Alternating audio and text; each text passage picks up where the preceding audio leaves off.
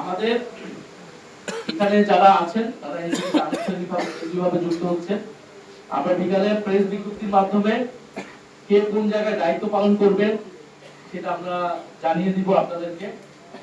এবং এছাড়াও আমাদের আপ বাংলাদেশ সহ আরো কিছু প্ল্যাটফর্মের তৃণমূল পর্যায়ে যারা জেলায় জেলায় কাজ করছে তারা জেলায় জেলায় সবাই সারা দেশে একইভাবে যুক্ত হয়ে যাবে বৈষ্ণববেদী আপ বাংলাদেশ, এবং তারপর তারা এনসিপির বিভিন্ন যে সংগঠন, অঙ্গ সংগঠন, সহযোগী সংগঠন অথবা মূল কমিটি সেখানে তারা যুক্ত হবে।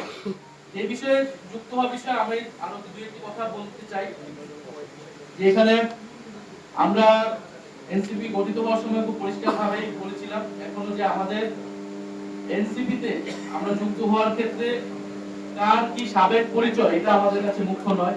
কে আগে কোন রাজনৈতিক দল বা সংগঠন করে এসেছে, ছাত্র দল হোক, ছাত্র শিবির হোক, ছাত্র অধিকার পরিষদ, এমনকি ছাত্রলীগ হোক, কার সাবেক পরিচয় এটা আমাদের কাছে মুখ্য নয়।